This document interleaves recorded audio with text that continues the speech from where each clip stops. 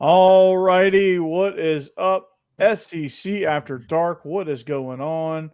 We are live on a Wednesday night. Welcome in D. Stephen Willis, Jeb Beecham, Hammer, and the Boss Man. Join me on this magical mystery tour we call SEC After Dark. You guys ready to have some fun or what? I am ready to have all the fun. I'm assuming Jake will be here in a little bit. I think I read something. Yeah, he'll be here. He'll be here soon, which is cool. Hammer, did you complete your move out to Colorado, or are you officially in Ram country? I am Ram country. Moved to Fort Collins. Pretty precarious last week with the winter storm that seemingly hit every state I was supposed to drive through, but we persevered, and I'm officially in Ram country and somewhat set up in my new place, but set up enough to get on my phone and hop on this stream. Hey, you've gone from AOL to like net zero, so I'm pretty fired up. Pretty soon you're going to be asking Jeeves next week. So we're seriously, if you keep this up, you're going to be in 2000 before you know it. Y2K, right. Be careful. I love it. I upgraded to fiber optic, so yeah, hopefully it's good. Yeah, we could spend a whole episode just talking about all of Hammer's travel problems going from Virginia to Colorado. He called me on day 2 of his trip and just told me all the shenanigans that were going on. Needless to say, it was wild. Yeah, I had to get my truck pulled out of a Super 8 motel parking lot in Topeka, Kansas, because they did not plow the parking lot, and I was one of 3 or 4 people that had to get pulled out the next morning because everybody was just spinning their tires. Man, Hammer, I understand entirely. We had during this cold snap that came through, the winter weather and everything, it got down to 47 down here. It was terrible. I mean, there was winter clothes everywhere. There's a run on bread and eggs. I mean, milk and eggs sold out in Florida. I still the snow is melted from all the roads except for my driveway. So I go ice skating every morning, but the roads and the grass and everything else is perfectly melted and perfectly gone. But the little sheet of ice on my driveway is like still taunting me. That's how it is at my mom's house. So right in front of her front door is just shade all day long. It never gets direct sun. So right there is just ice. Everything else is fine. Sure, Jeb. That's called elder abuse. That's why I can't leave the house. So Jeb, that's why I tell everybody anyway. Jeb's out there like Cousin Eddie, like shitter's full, spraying it down. There goes our clean rating. Thanks, dude. So yeah, check this out, dude. I got a new Believe in Georgia Dogs picked up a new ad campaign. Oh, what's that? Big time. We're partnered with Underdog Fantasy, and Believe Dogs is the promo code. So just put that in there. If you get that promo code on Underdogs Fantasy, you get a free pick and up to $1,000 in bonus cash. It's pretty awesome. I played last week, and it is remarkable. And don't get it twisted. They get really upset if you use the terms over and under and bet and parlay and gambling. They get upset when you do that. So higher, lower, stats, projections, entries, picks, all that stuff. So it's really a good deal. It's really kind of a fun way to bet, and really kind of a fun way to play fantasy sports. Yeah. Yeah, and on our big new ad campaign that started is just Wayfair's on board. It's like, hey, do you need a new living room? Just get Wayfair. Wayfair.com. They have everything. Yeah. Is that how I do that, Corey? Yeah, it's kind of like that. Okay. You've nailed that. By the way, you absolutely crushed it. I got my first player in my comments on YouTube on the Locked On Vandy side. Which player? Zaylen Wood. Okay. The kid that the dude that just got he just got a medical hardship waiver. Okay. And it's coming back. He's defensive lineman. Okay. Just wait till Pavia starts tuning in. That's when the numbers will go up. If I could ever get Pavia on, Yeah. That would be. I think you should go after Smoking Jay Cutler first, baby. That'd draw some ratings. Well, if I do that, I'll get on Steve's level. Yeah, Rick and Bonnie is, I guess, putting a sad statement out on Twitter. Oh, snow. That was snowfall. Okay, my bad. Yeah, snowfall. I just had to clarify that. Oh, my bad. Oh, sorry about that. Rick. Is that an average amount? Everybody, We in are. your Let's opinions, just is that see average? after dark. That's average, right? Yeah, 4 inches. That's. Do you know? Do you know? What you want to hear? My favorite joke. Sure. Hold on. No. Let me see if I can guess it. Everybody in the stadium wanted to throw something except No. This If you has needed to nothing throw to the do ball with 40, those. okay. No. the Atlantic will beat Kentucky before. Yeah. No, No. it'll be Florida. Why can't women be carpenters? Oh boy. Don't hit us. Because they've been told 6 inches is a foot their whole life. Oh boy. Okay. That's good. We're all getting canceled, man. Yep. All right. Been real, boys. After Yeah, dark. this is fun. This is supposed to be on the Off the Rails show. That's they kind of blend this time of year, boss man. I don't know if you know how we operate around here. we got to fill time. We kind of just start. We never get on the rails. Which, before we get started, I do want to talk. Okay, I've been watching the series Landman with my wife. I enjoy it. It's a perfectly fun series. There's a certain amount of disbelief that you have to be okay with when you watch a Taylor Sheridan show. That's fine. But my wife absolutely hates this show. Like, after the last episode, she went on a 15-minute Mad Dog Russo style rant about this show. I know. I heard pre-show. Yeah. Oh, you I heard that. yeah. That's what she was fired up about. Yeah.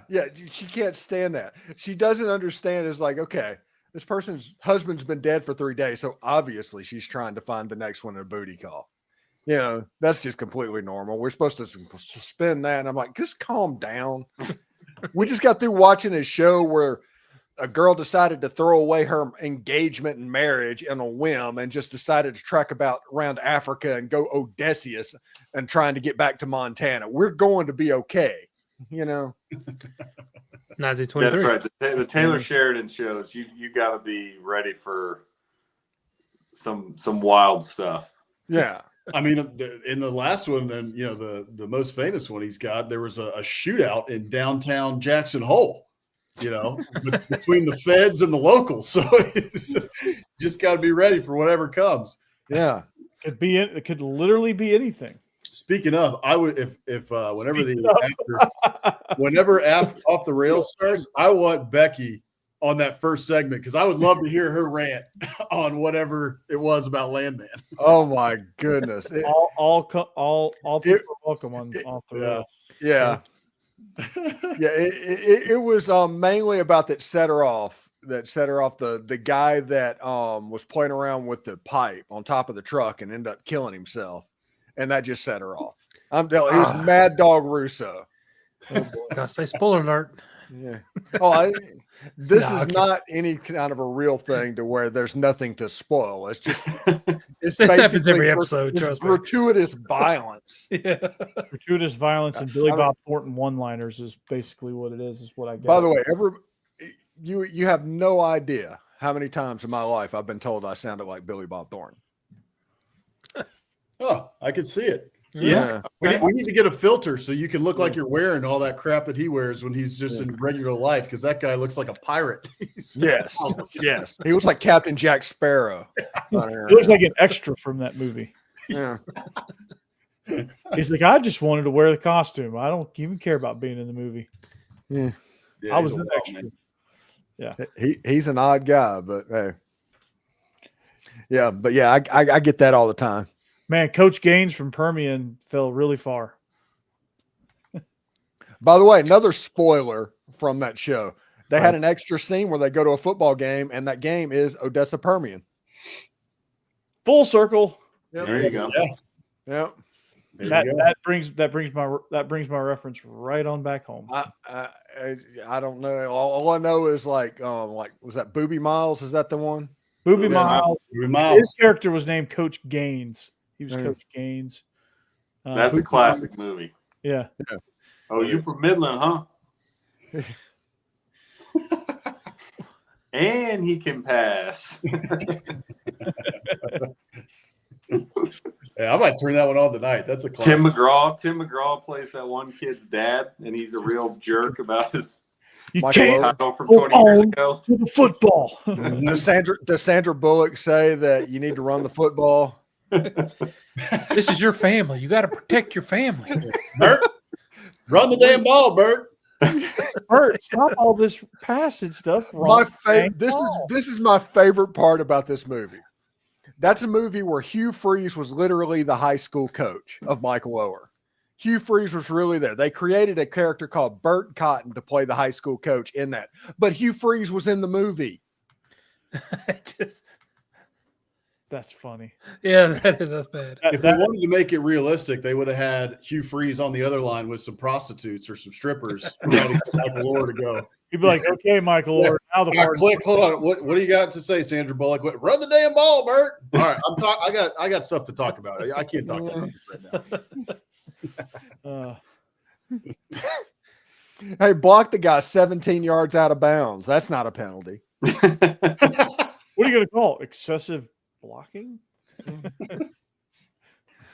Oh, Those refs didn't go to ref school.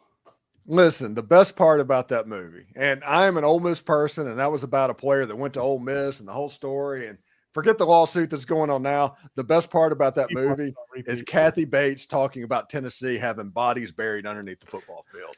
That is the best part of that movie. Yes. Scaring him with the body farm. I love it.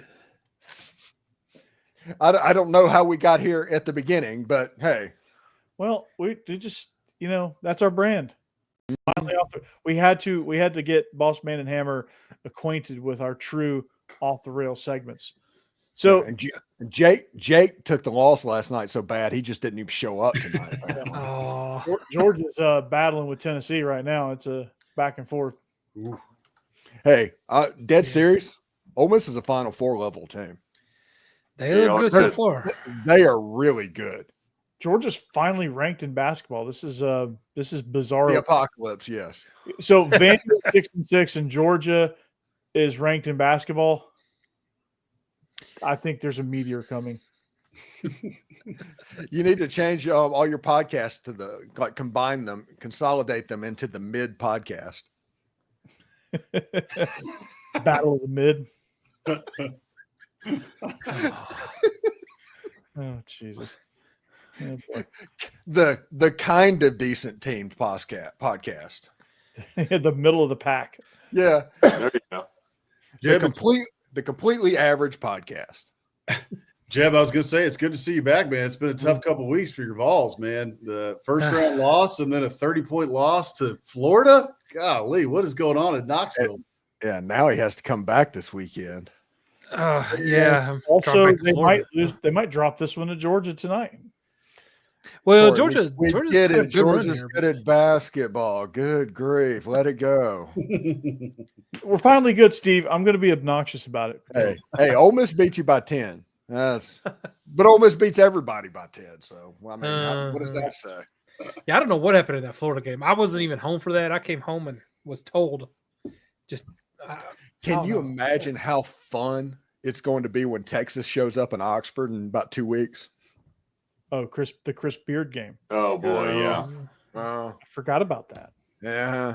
And that's right before Ole Miss plays Auburn. Oh, The SEC SEC is just stacked this year. gauntlet. Yeah, it's a gauntlet this year, man. It's crazy. Everybody's good. yeah. Tennessee's got to contend with Georgia tonight, and then they got to go contend with Vandy next. And it's going to be it's a rough stretch there for them. Just playing in the SEC is rough now. This year, we are Basketball good at company. basketball. Yeah. Always said Very- that. That's right. That's why we brought in Texas and OU basketball. There you go. Yeah. And women's softball. Yes, We haven't gotten those That's right. benefits yet. great point. But we'll get there. Hey, there's Yes, she made it. There he is. She made it. Wait, time out. Time out. Pause. Yeah. I What's need up, some Chris? backstory. I'm sorry. Your friend, he's a fan of the Alabama High Tide. High tide. High tide. High tide. I died. High Tide. High High tide. tide. Which, by the way, that commercial is the greatest gift to 15 schools in the Southeastern Conference. Alabama's going to hear that for the rest of their days. Pretty much. Yes. High How tide. you? All right. Sorry I'm late, boys, but better late than never. Oh You yeah. missed a lot. Yeah. We got real Yeah, deep. we haven't really talked much about anything. We've just been Well, we were Rambling talking. on. We talked about the series Landman, Odessa Permian High School, a little bit of the Blind Side, Hugh So off Freeze's the rails. captivity to We are off the prostitute. rails. We just started off the rails. Yes. Jake, it's that time of year, bro. That's We right. don't truly care about basketball. It's just a sport. That I care Hey, about everything. Hey, there's one Steve person does. in this chat that has an undefeated basketball team in the SEC. I did until last night. Yeah, and if Ole Miss would have shot the ball at all, they'd have won that game by 25 points. Oh my God, y'all blew us off the court at Yeah. home. That's what's so embarrassing. Malik Dia, by the way, the former Vanderbilt player and former Belmont player, Dude. that kid was the best player on the court. There's a light that's come on him. Yeah, he's- Vandy did a great job of holding on to that talent right there. Mm. He went for 23 and 19 last night. he didn't want to stay with Jerry Stackhouse or whatever Vandy Yeah. had going. Yeah, Jerry. No, they have a Stackhouse, coach right now that put the whole roster as a point guard on the depth chart. Yeah, it's and they play like it too. They can't. A team full of point guards, they can't shoot a 3-pointer. It's the most baffling thing. I've never seen a team so bad at shooting 3-pointers. It is abysmal. Well, point guards can't shoot; they're just passing. So is that what Vandy does? They're just passing it back and forth to each other. Yeah, Yeah. they all think they're Steph Curry too, which is kind of embarrassing. They are really good at going on runs, though. I will say that. Every now and then you think you have getting ready to put Vandy away, and they go on another run. What they do is they turn you over and then they get transition points, and they'll turn you over like 6 times in a row, and that's how they get their points, because they can't shoot free throws, they can't shoot threes, they can't really shoot jumpers either. So if you guard the rim, you can pretty much take the W. Okay. Good to know. So they're a really good basketball team, except for playing basketball, is what you're saying. Except for shooting, yeah. Except for almost all areas of the game. But Yeah. there's Except for But any, everything Right. else, they're good to go. everything else that doesn't involve putting the ball in the hoop from more than 3 feet away, Right. they're really good at. Hey, I've got a multi-view on there, and future SEC member Virginia is playing. Ooh, Oh, Virginia. don't put that evil on me, Ricky Bobby. yeah. Man. Their basketball team's kind of in the dumps with Oof. what's his face. Bennett retired like Oh yeah, he did 2 not as 3 bad as weeks. what Miami did, but yes, it's the same Yeah. thing. What, 2 weeks Yeah. into the season, right before the season started? yeah. And, Yeah, we talked a little about that last week. Yeah, he was sticking Yeah. it to that AD Mm. for sure. Yeah, so whatever run they had might be done. Yeah. Yep. So, Steve, I want to bring up a conversation we had on the squad show. I want to Okay. not that conversation. Well, we can have that conversation too about who's sliding into Sidney Thomas's DMs. Oh my gosh. We The answer is guys. yeah, but- Right. the It could be a answer, few girls too. the answer is pretty obvious. Everybody. Yeah. But we we talked about the most unlikely of coaches to SEC coaches to do it, or who the most hilarious one to slide in the DMs would be. So, Hammer, who do you think would be the most hilarious coach to slide into Sidney Thomas's DMs In the SEC? in the SEC? Like Ooh, you was- like Sam you was- Pittman. Yes. No, That is kind of a free space. But after this one, it gets interesting. Yeah. Well, he's got a little bit of swag to him, though. Like, I feel like he could. That's because he's After not stable Pittman- and he has to have a cane.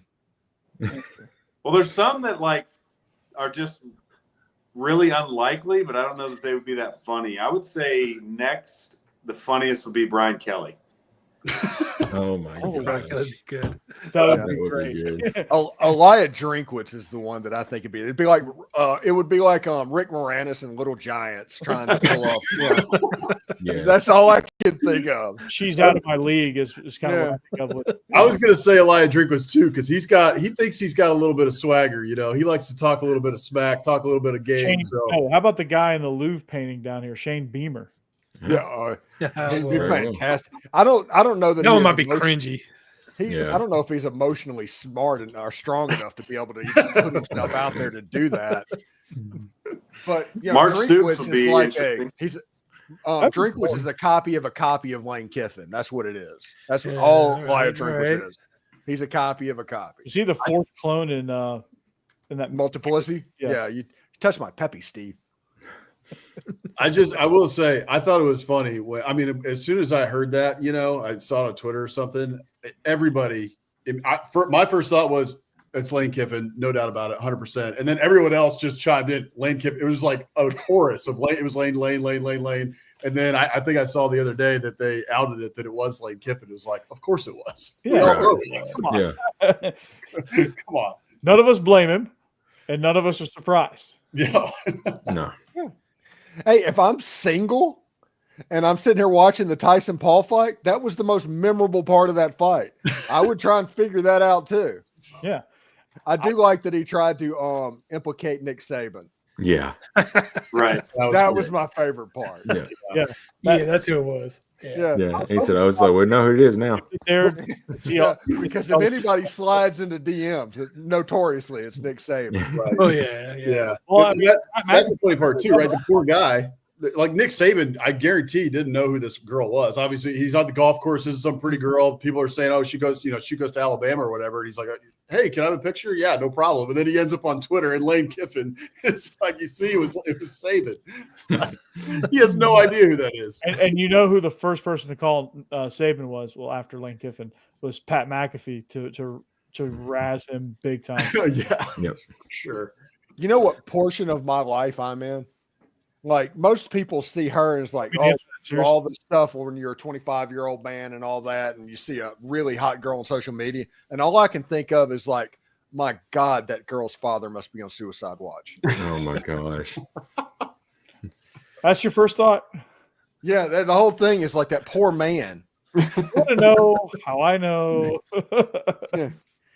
I mean, the number one goal if you have a girl is to keep them off the pole. Mhm. You know, that's the number one responsibility, and it's teetering in this situation. Well, And yeah, I mean, social I don't media think- is the digital poll at this point. yeah, That was my first thought when I saw her, but yeah, yeah.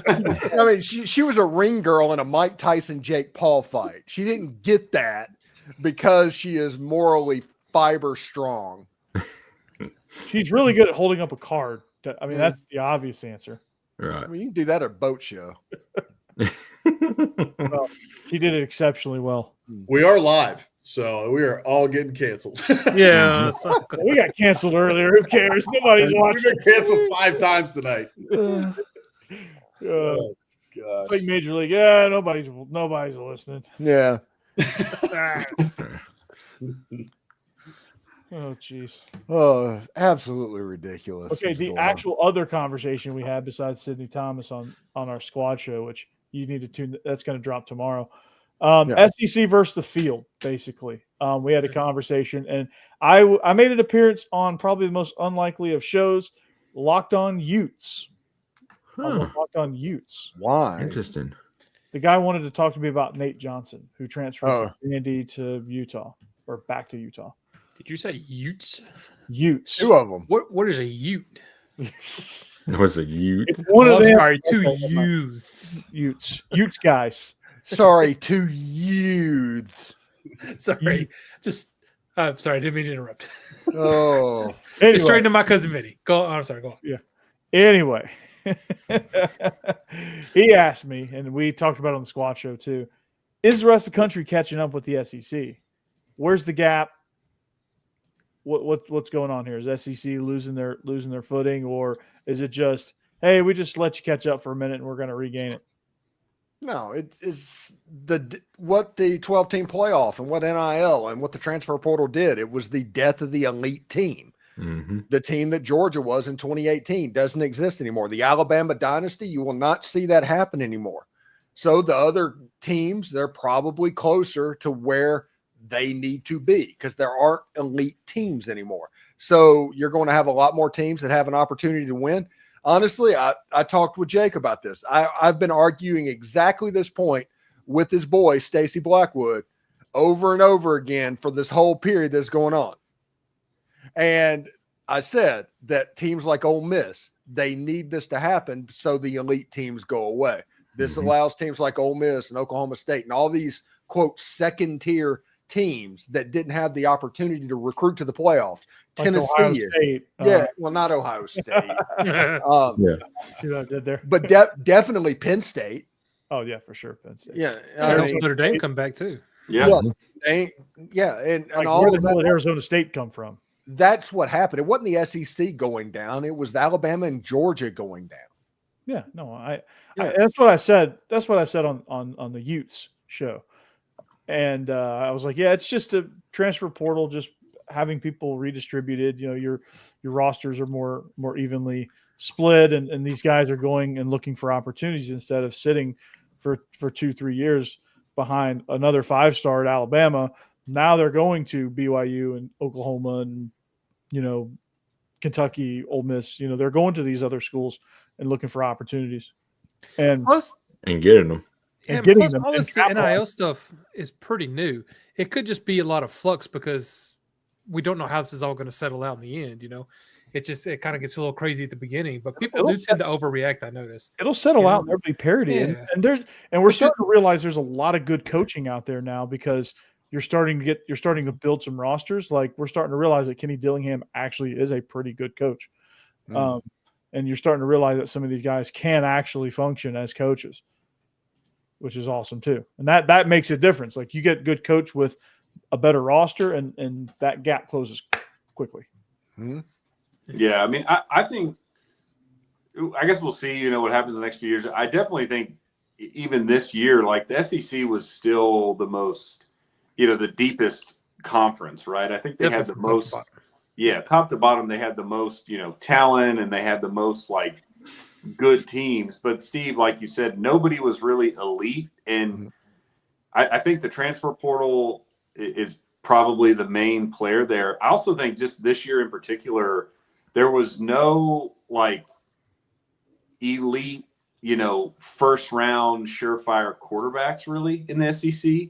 And I think that hurt them because a team like Georgia or Alabama within the last, couple of years, I guess, Stetson wasn't a first rounder, but the guy won 2 titles. As a college quarterback goes, he was really good. And some of the upper echelon teams that in years past have, won titles in the SEC just didn't have a consistent, playmaker at QB, which I think really hurt him. One thing real quick is another thing that happened, and I'll just be honest about this. One thing was Lane Kiffin dropped a couple of games he wasn't supposed to, and probably the most talented and best team in the SEC didn't even make the playoffs. Yes. And that's Vanderbilt. Yeah. Because talk about a quarterback do it. And if they would have made it in the playoff, the bracket would have been more of what it should have been. Like Georgia had a backup quarterback. I don't know if you can judge what happened of what's going on there. Tennessee got rolled. They absolutely got rolled. But that was a situation where Ohio State finally had an SEC team in their own stadium. They were going to be unbelievably up for that football game. And they were, and they played like they were supposed to play. And they've rolled Oregon, and they finally Texas. They finally decided to play Ohio State football instead of trying to play whoever their opponent is. Like they tried to play Michigan football against Michigan, and they got out Michiganed. I've got a hot take about Ohio State. Ohio State's going to get beat in the national championship game, and this is why. I guess your pick, right? I picked Notre Dame for you just as a joke. But the reason I say that is whenever teams drop back and just play zone the whole time, they do the drop 8 thing that Mike Leach did. Ohio State's offense struggles. It does. Texas was a bust away from winning that game and one of the worst goal line calls I've ever seen in my entire life. Yeah, we need. And- I need to have a session with Sarkisian. Yeah, they actually, but Michigan did the same thing. Nebraska did the same thing to them. They had trouble going against basically a drop 8 defense that just would not go man to man against their wide receivers because they have the advantage there. Tennessee decided, hey, we're going to play man to man all night. Oregon said, hey, we beat you last time. We're going to play man to man. That wasn't the case when against Texas, against Michigan, against Nebraska, and against these teams that kind of held them down. I think Penn State actually played a lot of zone against Ohio State as well. I think that's a situation that Marcus Freeman's going to drop 8, say, run the football, do what you have to do. We don't think you have the patience to get it done, and we don't think Will Howard's good enough to beat us. All they can really hit is outbreaking routes and those deep comebacks and those speed out concepts. I mean, you just sit back on the sideline and play everything in. Like that, I didn't see them utilize the middle of the field a ton. So, what do you think, Steve? Notre Dame offensively, like how many points do they need to score to pull it off? Because that's where I worry is just 20. I think 20 is the magic number from Notre Dame. Yeah, that's fair because that's where I worry about is Ohio State defensively. Even they lost the Michigan game, but it wasn't their defense's fault. Like they've got a really, really good defense, and Riley Leonard is awesome. I don't know what weapons Notre Dame has on the outside that'll scare you, but they're in the game. Well, right? They've all the games to get there. It's Riley Leonard's ability to create and to break contain and the off schedule plays is kind of what makes them dangerous. No, this game is going to be Jeremiah Love catching passes out of the backfield because Ohio State proved against Texas they couldn't stop that. Yeah. That's what I said on Biscuits and SEC Live is that I think that it's got to be because you watched Ohio State against Texas, especially in that first half. Ohio State was coming downhill. I mean, they were playing on both sides of the ball. They were the aggressor, and it looked like Texas was on their heels for a while.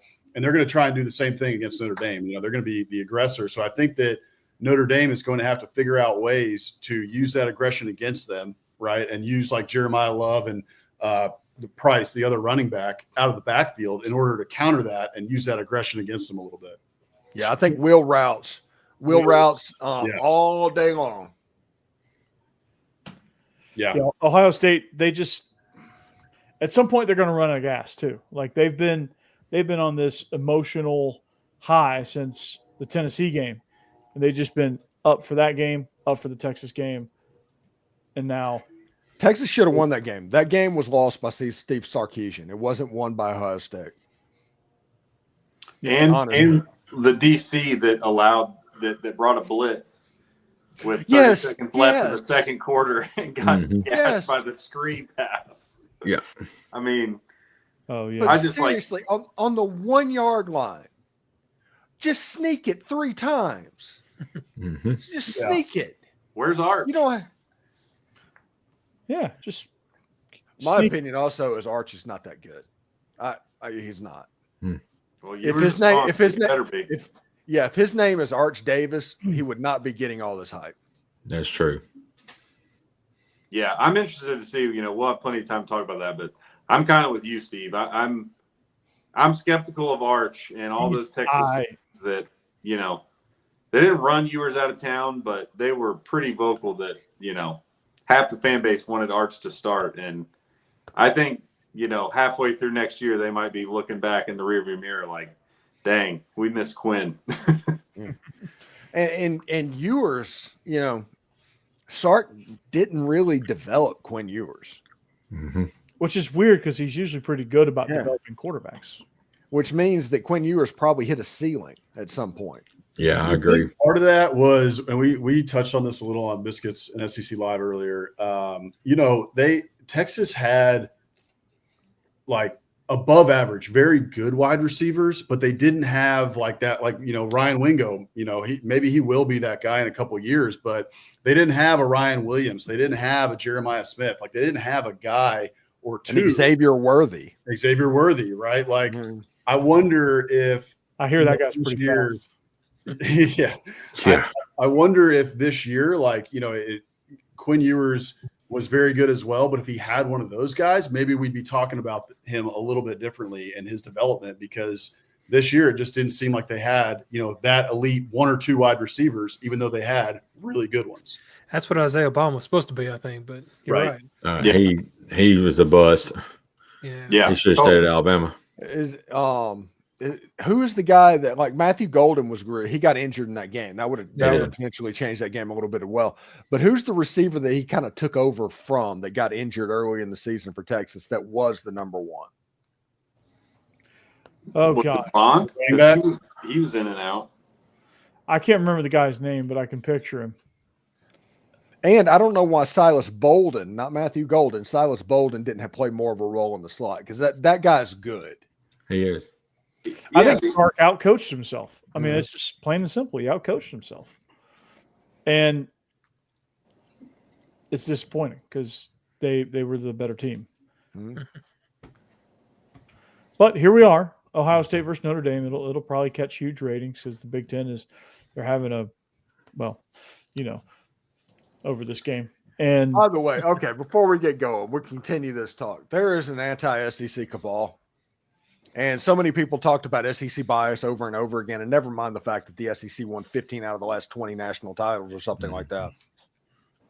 But they decided to create something to rival what they thought was an SEC bias. And all they do is get on Twitter and just basically circle jerk each other every time the SEC loses. True. It's like Tom Fornelli, Nicole Auerbach, Yes. yeah, Danny Cannell, obviously, who's made a career, a living off of that. Yeah. And just there's some On3 people that do it, and they do it just for clicks and engagement. But my God, they are stupid. By the way, Georgia's down by 20 by now. Who they Yeah. playing? this game, Tennessee. Oof. this game, it didn't. This game Tennessee- might have turned. Tennessee, 8.5 minutes into the second half, has scored more than they scored in the entire first half. Wow. They've turned it on. And probably scored more than they scored against Florida. That's Ooh. just about, yeah. Yeah. And Florida got beat by Missouri at home. I know. I don't need to hear it. I know. Oof. Try to explain that one. Actually, Yeah. you know what? Description. Back to the Sidney Thomas conversation. If I'm picking any coach in Hey. the SEC, it's the Florida basketball coach to be the one who's so Ooh. nobody Yeah. talks about it. Yeah. That's just died on the vine. Yeah. I don't know where that went. Somebody said Hugh Freeze is like, man, he's not throwing out there. He's only getting sure things. Which is the end of the shift at somewhere in Opelika. Yeah. Well, Hugh's redeemed as well. He's a brother in Christ, so we don't need to worry Well, about him. he He's was past beforehand, all too. that. Yeah. Freezes. Hugh freezes. He I'm went to Liberty. surprised. I mean, come on. I'm surprised you didn't run into him at that Motel 8 in Topeka, Hank. Yeah. Yeah. I'm just doing a business deal. I'm recruiting. I'm recruiting. Oh my gosh. Recruiting for my recruiting staff. Yeah. I do want to stay at a smaller motel in Texas, just on the chance that some random college football coach comes back and tells me to do some sort of a saying, like Mike Leach did with Coach Taylor in Friday Night Lights. Swing your sword. And we're back. Yeah. We're back. So yeah, this is it's just complete. We've hit Friday Night Lights, both brands of it. Yeah. The Blind Side. We've hit Little Giants. yeah. Yeah. Is there any? Jeff Going to have- my cousin Vinny. Yeah. My cousin Vinny. Yeah. We have not hit any given Sunday as far as football movies go. We'll work that in. Give it time. Who's got to get Pacino? It's a game of inches. The 6 inches in front of your face. Your Pacino sounds like Yoda. Yeah. It You know, does. I guess we did already hit that. Rick and Bonnie hit 4 inches for us earlier. So it's Yeah. like, That's right. we There already you go. hit it. 4 There inches. you go. Thank you, Rick and Bonnie. Another movie reference. Is that I was wondering what it was for. is that average? What would you say? What would everybody? We all can agree that's average. By the way, just so everybody knows, me and Corey are in a group chat for the Locked On SEC hosts. Oh yes. And there's one particular member in that group chat that every now and then just randomly will have a 30-minute stretch where he just starts talking about life lessons and inaccuracies in Mighty Ducks 2. Wow. Mighty Ducks say, all right. And it happens over. It's a repeating thing that goes over and over and over again. I mean, he's sitting there, it's like Charlie Conway, Gordon Bombay breaks up with Charlie's mom. Charlie just starts hanging out with Gordon Bombay, and they're both trying to nail an Iceland girl. And it's like, what?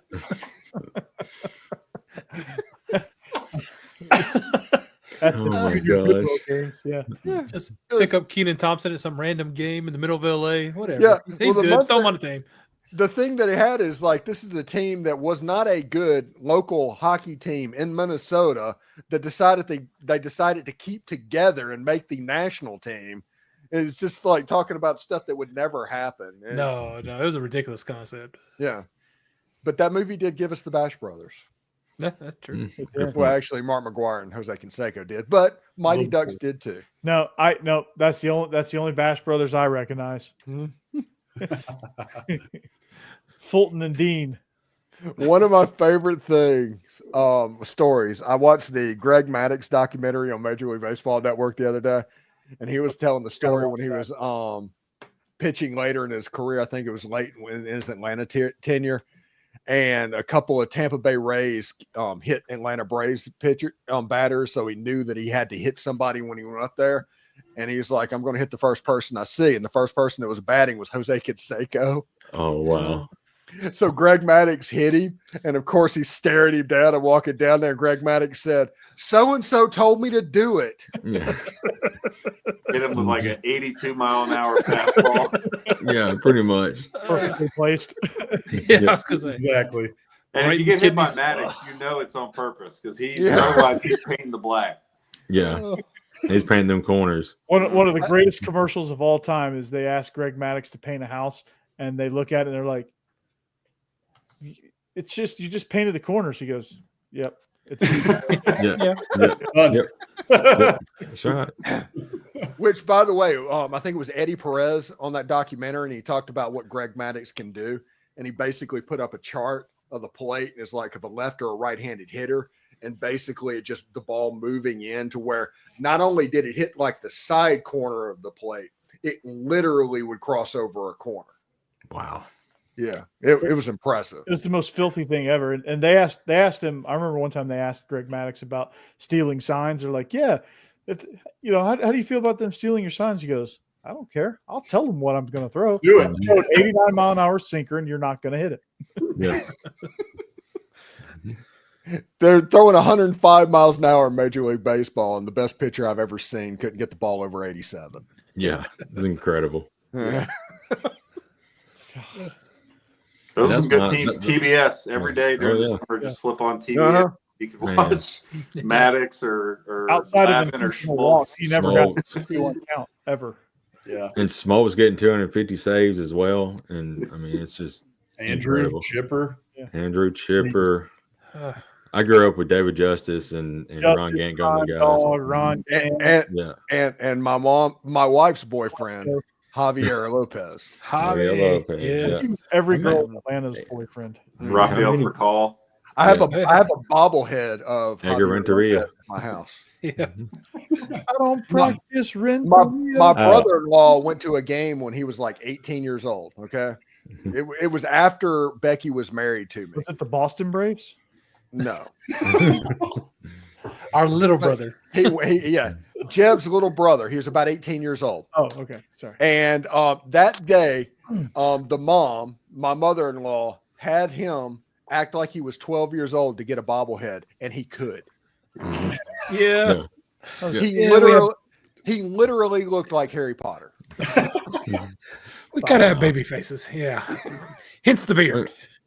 I'm gonna tell you one of the weirdest stance that I ever remember seeing is Gary Sheffield. You know, he was No, you have not seen Julio Franco. Yep. I Julio remember Franco, has Franco, that yeah. on. All right, what do you do well, there? Julio still, Franco's like this. he's like 75 and still playing. So I mean, yeah, I remember him. He's still jacked. Yeah. Yeah, my The dude's God. won Sierra. the heaviest bat in Major League Baseball. Yeah, he did. I remember Julio.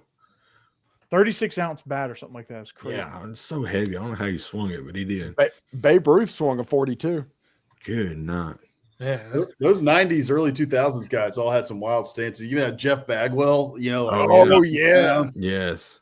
He was like front line to back line of the Mhm. box with his feet. And Yeah. he was like Yeah. he crouched like 2.5 feet tall. Craig Counsell was like way up here or something. You know, That's right, just like, yeah. good He night. held I'm straight going to bring it back Yeah. from that Greg Maddox documentary. The Braves were playing the Astros probably sometime in February, and there was a time when it looked like the Astros were probably going to win, and the Braves were going to have to play them again in the playoffs. They just figured that was going to happen, and the Braves were winning like 8-1. And they had one rule going in the game: do not throw a fastball inside to Jeff Bagwell. That was what Greg Maddox told the catcher: do not call a fastball on the inside. They called a timeout. He came out to the mound, and Greg Maddox said, "Call him a fastball on the inside." And he's like, "What? You told me not? No, just call a fastball on the inside." He threw the fastball. Jeff Bagwell hit it about 420 feet. And the catcher was like, "Why did you do that?" He's like, "We're going to have to play them in the playoffs. He's going to be looking for that pitch." And he went up in a situation with the bases loaded in the playoffs that year with a chance to win the game and got fooled on a changeup that looked just like that. Yeah. Dang. Greg, he was the professor. He was real. Chess. He was playing chess. 5D chess, man. Yeah. Dude, he was so good. Mhm. That guy was incredible. Yeah. Mhm. Amazing. And the Cubs, well, I mean, granted, the management of the Cubs should be fired for what they did, but that is inexcusable. The Cubs are the Cubs. Yeah, for getting They're rid the of Greg Cubs Maddox. for a reason. They're the lovable losers for a reason. They didn't even offer him an extension on the contract. Mhm. They offered him like a certain amount. And he said, "Why did you do that?" He said, "Well, you've never won a Cy Young and you've never won 20 games." Well, that next year for the Cubs, he won the Cy Young and won 20 games. So he said, "You want to up your offer?" You know, the offer's the offer. He's like, "What you said, the offer's the offer." And right then, Greg Maddox called his agent and said, "Get me out of here." Mm-hmm. Yep. And the Braves are like, "Don't mind if we do." Yeah. We'll take Man, it. that three-headed monster, Smoltz, Glavin, and Maddox. My gosh. And then you throw Those in were the Steve days. Avery too, and that's Yeah. not a bad fourth banana there. I wonder Yeah. if that's what Carson Beck did with Georgia. He's like, "Hey, I got this offer at Miami." Georgia's like, "The offer's the offer." Yeah. Yeah, pretty Like much. the offer's the offer. Take your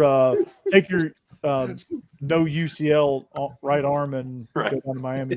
on three did their clickbait thing to where it's like Quinn Ewers got offered $6 million to enter the transfer portal, and the first response was yes by Texas. Yes. Please do. That's terrible. Yeah, it wasn't Miami that offered Carson Beck $4 million. It was Hannah Cavender that offered. Yeah. $4 million. Yeah, right. What is she She gonna probably do? got it. Her career is over because TikTok's getting banned. True. Yeah, Ah. 4 days. By the way, another thing my wife is doing, she's addicted to TikTok, like most people that, well, I would say young people, but you know what I mean. That's fun.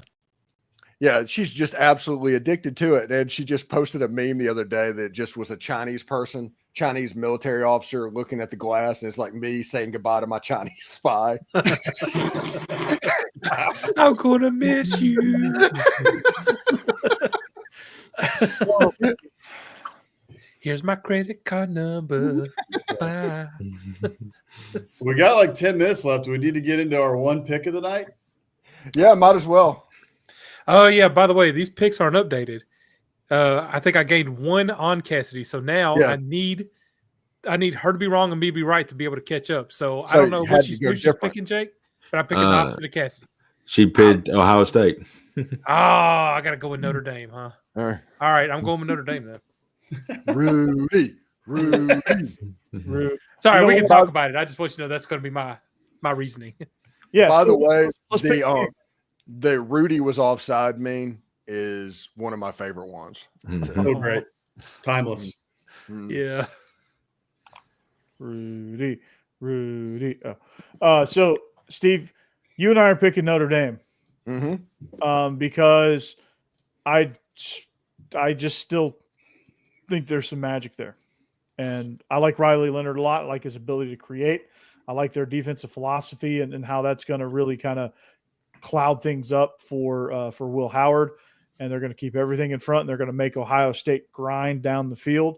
Mhm. That's what they made That's what they made in every game they played. That's what they made teams do. And teams, offensive coordinators, speaking from personal experience, are not patient people. They want to push the ball down the field, push the ball downfield, push the ball downfield, and they can't handle taking 5 yards a pop. Unless you're Northern Illinois. Unless you're Northern Illinois or unless you're Vandy against Bama. But it is I think Notre Dame will force that. Ohio State will get antsy and turn the ball over 2 or 3 times as a result. I think Notre Dame is going to be hoisting the first ever 12-team trophy. And I will be And they're rooting going for to Judkins to fumble at least once. and they're going to kick Ohio State's John Brown hind parts. Hey, remember the Titans? Yes. We're gonna have to put in the show notes the SEC After Dark movie list. Yeah. Do we have enough Right. space? Do we have enough characters for that? What was the name of like that Don Knotts movie with the field goal kicking donkey? Was that? I think Mark Wahlberg was in that one. Wasn't that a Coors Light commercial? I don't know what you're talking I don't know. I'm going to have to look that up. So yes, Out of my I'm taking, wheelhouse. I'm taking Notre Dame. The Clydesdales playing football. Do they usually do that? No, they usually go for 2. It was the coach of And, the uh, Adams. And y'all are gonna have to help Gus. me out. I The cannot. name of the movie was Gus. Gus. Gus, Don't remember okay. that. No, I don't either. I would cannot edit the that's very spreadsheet on my end. I don't know why I don't have permission. So I'm gonna need one of y'all to pick for me, but I'm gonna do Notre Dame as well. Yeah, Again, why are you picking 'cause I have Georgia? to go- No, so, I gotta go Pick the opposite Tennessee. of Cassidy. Gotta catch up to her. It's gonna happen. So you're picking Notre Dame? Notre Dame. Okay, in this game, I look at several factors here. Gus, there we go. That's an old movie. Oh, yeah. yeah. Blood I before remember their that at blood, all. man. Wow. Good. Oh my gosh. That's probably before my time. Yeah, watch 40 of us were born. Yeah. Steve So was no, the production The assistant. amazing part is they had a donkey for a field goal kicker, but apparently there was a lady on the team as well, and they don't even talk about that. Huh. What did she do?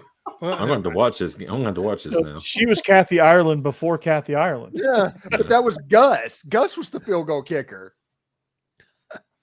Maybe the girl was a quarterback.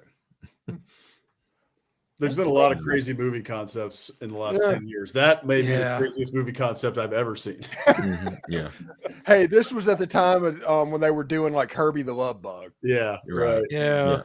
God. There might have been some acid involved. Yeah. Probably a good bit. But going to this game, several factors play into it. I think quarterback play, which Riley Leonard is stout. Will Howard kind of redeemed himself. In the Texas game, he looked fairly well. I think he had a pick, but other than that, he was pretty solid. Defensive play, both defenses have a guy, especially in the secondary, that can be a ball hawk. Keller Downs, and I can't think the guy on Notre Dame's side that's really good. He's a safety. But one of them guys going to have to step up and make a big play in the game. And the other thing is coaching. I love Marcus Freeman. I can't stand, Ryan Day, but in this situation, I got to go with my gut over my heart. And I just got to say that Ohio State's got the more talented team and the better weapons. And I think they're going to pull it out and win this game. Yeah, I'm gonna say win one for the Gipper.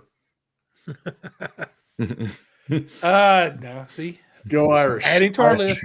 I love it. Just Yeah. trying to find another movie. Yeah, there you go. The Four Horsemen. I think they made a movie about that too. Listen. Here's how they're going to be able to tell if there's a pass rush. See if you look down at their knuckles and they're all white. That Don't was look that up, Invincible. Jeff. There it is. Don't look that up, Jeff. That was invincible. Nothing all watch you can look up anymore. All white. Great, knuckles. great movies all around. I am going with the Irish. I'm just going on a wing and a prayer here. I think Notre Dame, like we talked about earlier, I think I said this on Biscuits and SEC Live. Josh Pate talked about it earlier this week.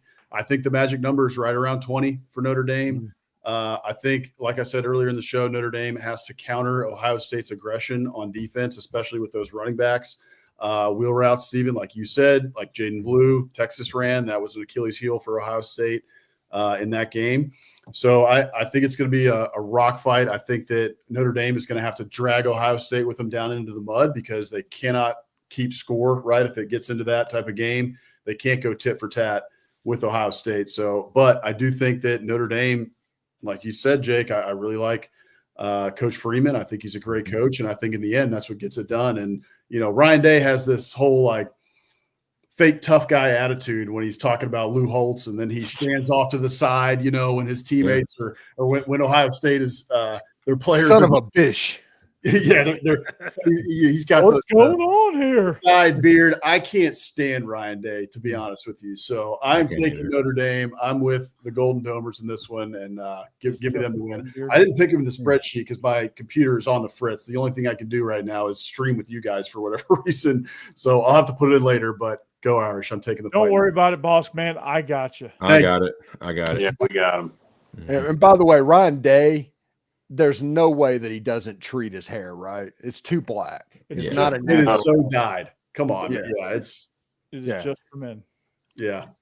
Well, no. Ryan Day's the guy that like shops at Dollar General and it's like only for men. he's the Dapper Dan man. I heard movie reference for y'all. There we go. He's not the type that's going to be headbutting Ford Explorer and excited about defense. Which, by the way, before we get out of here in this show, I do want to point out congratulations to humanity and the human race. We have finally reached the point that was talked about in Spaceballs. You can now buy air in a can. Wow. Perrier. It's their Perrier. Well, right. I can close this out at least in terms of picks. I think Ohio State ultimately wins the game. I like Notre Dame to cover the 8-point spread, but kind of what you said, Jake. I just think Ohio State at the end of the day has too many weapons on offense, and I think they're going to make just one more play, kind of like they did against Texas. I guess it was 2 against Texas, but I just think there's going to be 1 or 2 plays that decide this, and I like the Ohio State playmakers to be the ones to make them as opposed to Notre Dame. So I'll take the Buckeyes to win and I guess Notre Dame to cover because I think it'll be close. But unfortunately, Buckeyes will be reigning whatever they are, gray and paid $20 million for this roster. They were supposed to be here. Yeah. So is Becky going Pumpkin Spice Brigade? No, she's not. She's taking Ohio State, and the way she picked that out is she held out her hands and said pick 1 or 2, and whichever one I picked was her pick in this game. I need to start using that strategy. Normally, she's probably going to kick herself when she realized she could have used the Pumpkin Spice Brigade. Yeah. Like that's tailor made there. Mm-hmm. So, but y'all missed my program reference. I made a reference to the program about headbutting Ford Explorers and being excited about starting defense. A seat at the table. Yes, starting defense. You going to tell Coach about this? I'm not telling him about this. The NCAA is going to be testing next week. Oh man, that was a pretty fantastic movie. Any football movies that we've just missed? Hey Steve, what 2 city-states fought in the Punic Wars? Detroit and Buffalo. Athens and come on, Steve. You know this is going to be on the test. Hit the tight end so hard his girlfriend dies. Sparta. That's my favorite line. I'm pretty sure I got that right. Detroit and Buffalo is what he said. He goes, I don't know, Detroit and Buffalo.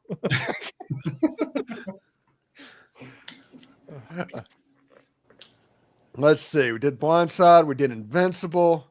I think we hit all of Gus. I think we hit all of the football movies. Remember the Titans, any given Sunday. We hit Gus, yeah. We hit Gus. Did you do the longest yard? You might need to get that one. We got Rudy. We Are Marshall. I don't know if we hit that. Oh, yeah. We didn't. I don't mess with We Are Marshall because that was a true story. Yeah. Yeah. What Yeah, about we didn't hit necessary roughness? Oh, the water boy. No, I That's a good did. one, Rick. I made a Kathy Yeah. Ireland reference. There you Yeah. go. Come on. The Water Boy. I love mama. That was Water's better. Yeah. that's probably them talking to Quinn Water Ewers. sauce. You know, H2O. Yeah. forget school, dummy. Take the money. Yeah. Yeah.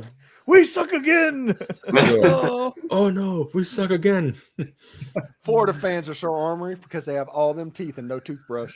Oh my gosh. Yeah, we could spend some time on Waterboy. Yeah, absolutely. Yeah. At Texas 8-4, we often use that reference about we suck again because there's at least 4 games a year where we think we're great, and then we go into a game and we suck again. Yeah. And Lawrence Taylor and the Water Boy just going, and don't do crack. Right. Yes. Yeah. These people next point, Yeah. kids. I Don't love, smoke crack. I love Vicky and she loves me back. And she showed me her boobies. I like them too. I'm surprised that wasn't Lane's DM. Right. Yeah. Yeah. Hey, girl. Oh gosh. It was actually Bobby Boucher who slid into Sidney Thomas. Right. Yeah. That's right. Yeah. We cracked the case. That's right. Open and shut case, Johnson. If it would have been a former SEC coach, it would have had to been Ed Orgeron, though. For Oh sure. yeah. True. Yeah. He probably did slide into her DMs. He probably Yeah, did. I bet he did. Yeah. I wonder if he texts like he talks. Just can't read it. Yeah. You know he's not talking. He's just sending dick pics. Yeah. Just eggplant emoji. Yeah, he just, Yeah, that also sounded like a Waterboy reference. That's the Cajuns. True. That's right. Yeah. I just imagine Ed Orgeron just text like nonsense, not even words in the English, just Yeah. Yeah, exactly. They're sitting in the locker room. They're trying to, At the end of the text, it's just a Britt Schaefer. yeah. Yeah. Go Tigers. oh, tight. Yeah, they're sitting at the end, in the locker room I'm at Coach halftime. Joe and I love my Hummer. Yeah. And, Can you give me a Hummer? You get a Hummer, I got a Hummer, and I love my Hummer. and they're all, just talking about Bobby Boucher, and then that Cajun guy gets on there. Yeah. Everybody's just like, what? My favorite Coach O quote of all time is when he would go on those runs at like noon Oh my with god. his shirt off, like in the off season. Yes. And he had a reporter ask him one time, like, Coach O, why do you go on these runs at like the hottest time in Louisiana? You could go on a run in the evening or in the morning. He's like, well, I go out there at noon because it's the hottest time, and you got to make friends with the sun. So I love that. I still use that to this day. The greatest Coach O quote. The greatest Coach O quote. Steve, why don't you What? take your shirt off and dive in the Well, pile? yeah, no, that was true. That was true. But That's whenever at LSU they told him he was going to be fired, but we're going to pay you your $17 million buyout and everything. And then Coach O says, well, what time do you want me to leave and which door should I go out of? Yes. Yeah, that was Yes. all right then. classic. Yes. Oh my gosh. All right, where are we at? 2 minutes, Yeah, Corey? Is 2 that minutes, what we're at?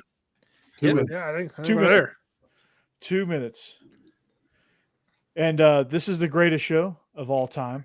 Of course, we go off the rails. It's the greatest song in the world. Usually we're on the rails, but not tonight. No.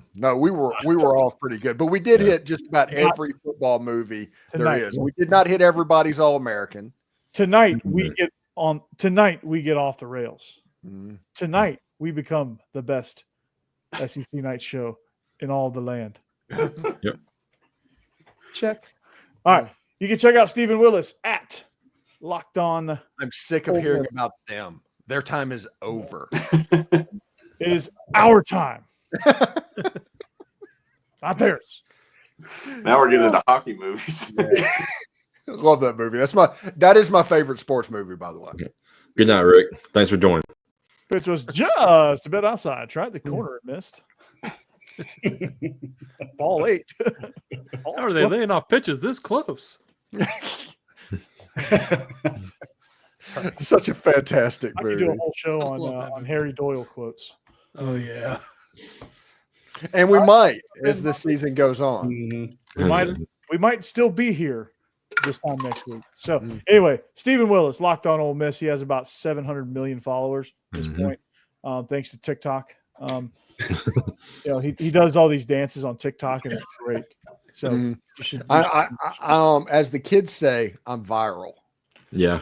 he's got aura. That might just be because I'm a sailor.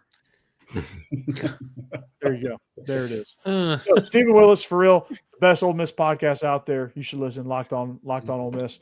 Jeb, eventually going to do some movie stuff, maybe.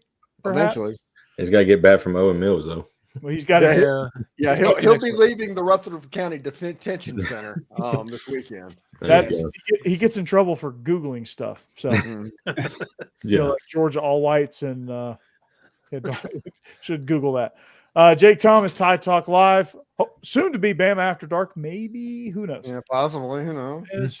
There's some things up in the air for that. And then Boss Man and Hammer, they went live right before us. Biscuits and SEC live. If you want to join in that fun, you should, because you are missing it if you're not.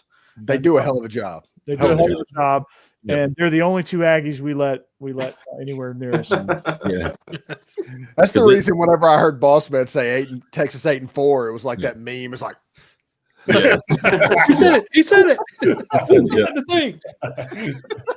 And they're the more normal ones. They don't do all this. Oh, don't get me started, man. We'll start passing it back if you want us to. Yeah. That's back, Eggs. Yeah. I'll wear my overalls like the Cajun in Waterboy for one of these shows. When we get fully off the rails, that's when we're. yeah. Yeah, you're gonna do that right there. Shirt optional. If you wear a shirt, Boss Man, under that, we're kicking you out. So Yeah. I don't think I would. Yeah, you got to go full Cajun for that. That's right. And I'm Corey Burton. I apparently the Battle of the Mid Teams podcast. I'm combining podcasts. I'm right there with you. Yeah, he hosts mid podcast, and has nothing to do with his listeners.